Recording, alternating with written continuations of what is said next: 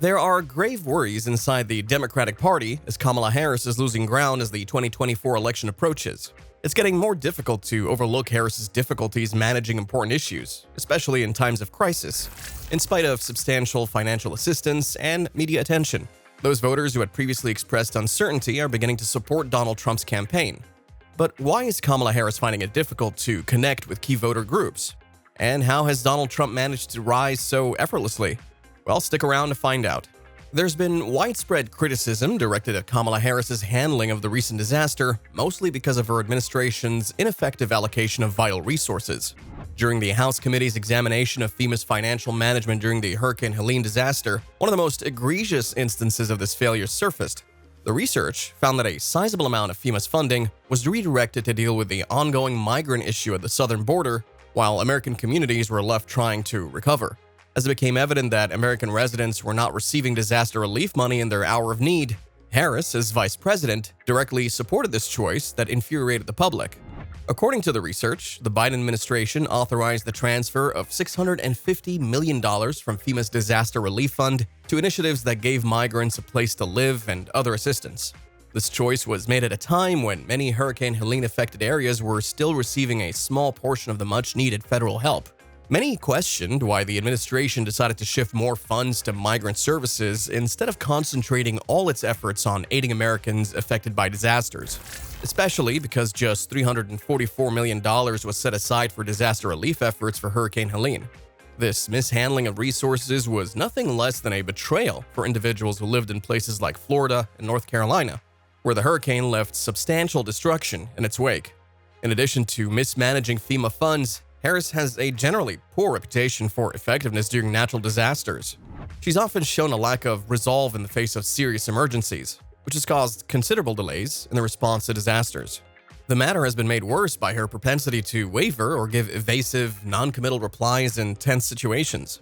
Leaders are supposed to act decisively and quickly during emergencies. But Harris's style of leadership has frequently been characterized by hesitancy, leaving communities exposed. Despite spending years in the spotlight and occupying prominent roles, Kamala Harris is still unable to clearly define her leadership style. Her political career, which includes positions as the Attorney General of California, a senator from the United States, and currently the Vice President, has left many people in the country unclear about her true leadership qualities. Despite all of this expertise, voters still want to know, what does Kamala Harris stand for? This hesitation has only grown more apparent as she navigates the limelight as Vice President, making many question her ability to lead on a national level. Harris's dependence on meticulously prepared comments rather than providing real, concise answers to important questions is one of her main points of contention. When questioned about her position on certain topics, she frequently falls back on imprecise generalizations or occasionally steers clear of directly answering the question. She's developed the reputation of being a politician who talks a lot but doesn't really say anything because of this habit. In terms of foreign policy, immigration, and healthcare, Harris frequently lacks the conviction and clarity that voters anticipate from a leader with her background in speeches and interviews. Americans are left wondering what her guiding principles are and what kind of future she sees for the nation because of this pattern. Harris's challenge to articulate her ideas was evident in the several times she had to change her platform during her 2020 presidential campaign in reaction to polling data and public opinion. She first supported progressive ideas like Medicare for all, but she eventually changed her mind and took a more centrist stance. Voters were perplexed by her back and forth, which also gave the impression that she was politically astute and unsure of herself. This pattern has been in full display recently, but most of her followers have been blinded by so much hormone pills and government-sponsored gender-changing surgeries to even notice what a chameleon she is. Vice President Kamala Harris recently disclosed that she possessed a Glock handgun, which surprised many considering her lengthy record of endorsing stringent gun control laws. In an interview with 60 Minutes, Harris claimed to have owned the gun for quite some time, using her experience as a law enforcement officer as justification.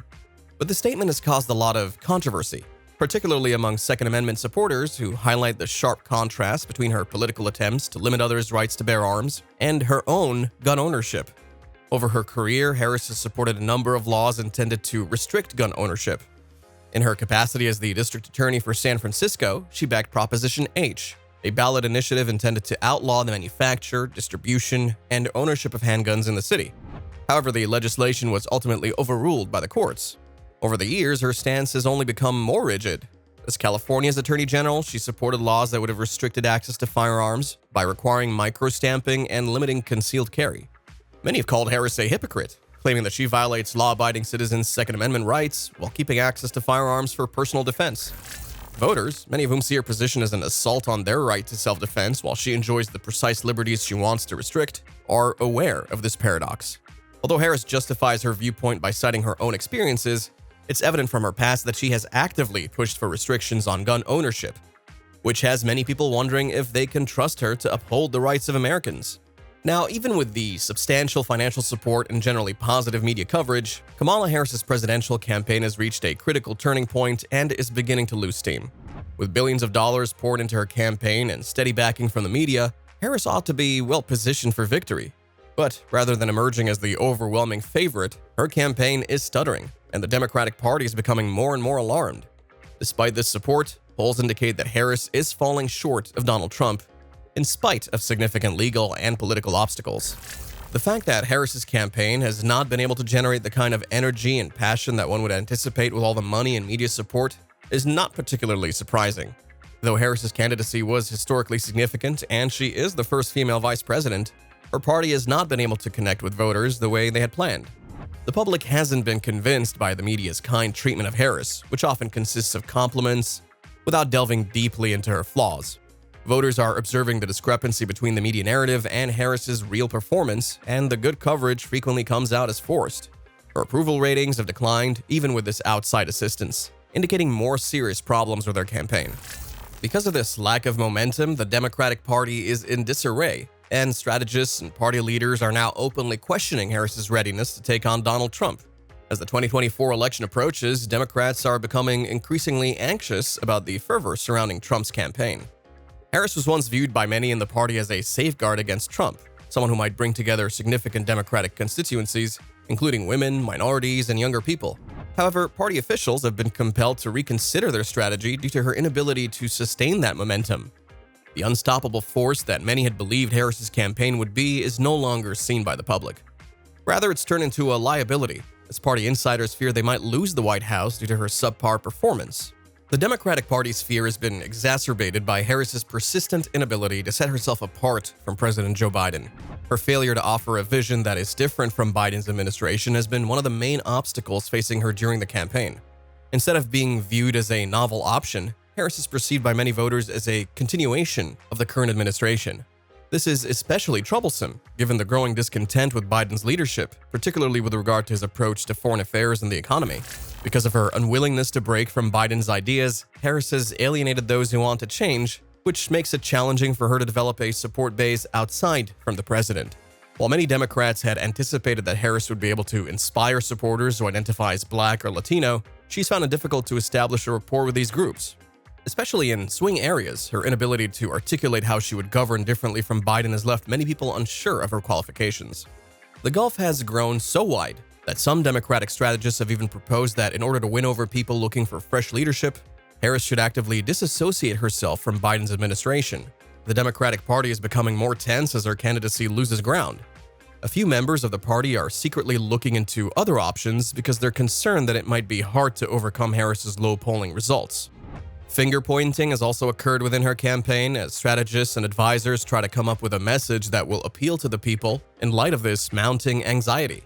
The internal conflicts inside her campaign have come to light more and more, as staff members who are annoyed by the absence of a clear plan of action have reported discontent. You know, there's a real issue when a person like Bill Clinton criticizes the current administration after publicly supporting them. The Biden-Harris administration's management of the U.S. border has lately drawn criticism from former President Bill Clinton, who specifically criticized them for their inability to protect it. Clinton used the tragic death of nursing student Laken Riley, who was reportedly murdered by an illegal immigrant, during a campaign stop in Georgia, as evidence that the country's present border rules are failing to protect its citizens. Clinton hinted that Riley could still be alive today if the administration had taken stricter measures to safeguard the border. Clinton expressed his dissatisfaction with Harris's immigration policies in his remarks, highlighting his concerns over the country's entry-level vetting procedure. He maintained that catastrophes like Riley's death could have been avoided if illegal immigrants had been thoroughly screened and the border had been sufficiently guarded. Although Clinton conceded that Harris had previously backed immigration restrictions, He emphasized the administration's general inability to establish efficient border security. This is a major moment of criticism from a prominent Democratic Party person, casting doubt on Harris's capacity to deal with one of the most important crises facing the country. Clinton did, however, also take a jab at Donald Trump, saying that he obstructed efforts by both parties to enact significant immigration reform during his presidency, implying that Trump's political agenda stood in the way of practical fixes. Clinton's remarks did, however, convey a very clear message. The current administration, led by Harris in terms of immigration policy, has not made significant progress, leaving the border vulnerable and endangering the lives of Americans. Concerns about Harris's capacity for effective leadership and her ability to manage intricate national issues like immigration are intensifying in light of this criticism. One of the most distinctive aspects of Donald Trump's leadership, especially when contrasted with his political archrival, has always been his handling of national issues. Trump's prompt response to Hurricane Helene contrasted sharply with Kamala Harris's poor handling of the crisis. While Harris faced criticism for her tardiness and improper use of FEMA funds, Trump's response was prompt, hands-on, and motivated by a resolute desire to provide catastrophe victims with expedient assistance. Following its devastating route, Hurricane Helene affected cities in Florida, North Carolina, and beyond. Trump moved swiftly to mobilize government resources, guaranteeing a well-organized and effective relief effort. He went to the disaster areas himself, meeting with victims, hearing their stories, and being a visible, caring presence on the ground. As Trump endeavored to speed relief and reestablish order, Harris's administration found it even difficult to visit the region. Many residents in the affected areas felt abandoned by the very leaders who were meant to assist them in rebuilding because Harris didn't visit them in a timely manner. The contrast between Trump's quick thinking and Harris's delayed, ineffectual response demonstrated the two leaders' divergent approaches to crisis management, with Trump emerging as the more capable and powerful one. Beyond Hurricane Helene, President Trump's handling of natural disasters during his administration has further cemented his reputation as a skilled crisis manager. Whether it was hurricanes or wildfires, Trump always placed a high priority on providing Americans with relief as soon as possible and making sure that recovery efforts were well coordinated. For example, despite some criticism, Trump took the initiative to provide federal aid to Puerto Rico during Hurricane Maria. Despite the challenges posed by logistical difficulties and local mismanagement, Trump's administration sent massive amounts of relief supplies and provided continuous support to rebuild the island. His focus on getting things done, even in the face of political criticism, showcased his ability to cut through red tape and deliver results for disaster-stricken areas. During his time as the President of the United States, Trump's America-first approach to disaster aid was unique. Trump made it plain that the welfare of American citizens was his first focus, in contrast to his opponents. Before addressing other issues, he made sure that federal resources were allocated to aiding in the recovery of American towns. Many people were moved by this tactic, especially in states where natural catastrophes frequently occur, as it showed his dedication to prioritizing the needs of Americans before all other considerations. Trump has a solid reputation in crisis management because of his commitment to ensuring that relief efforts are not hampered by political or bureaucratic roadblocks. When required, he was not afraid to criticize local or state officials, and he also made sure that his government took the appropriate action to give those in need quick support. Now, in comparison, Kamala Harris's track record of hesitation and bad decision-making have made her subject to criticism and damaged her reputation among voters.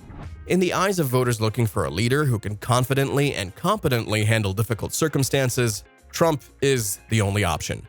So what are your thoughts on Kamala Harris's track record? Do you believe she is fit for the presidency, or is Donald Trump the stronger leader? Let us know in the comments below.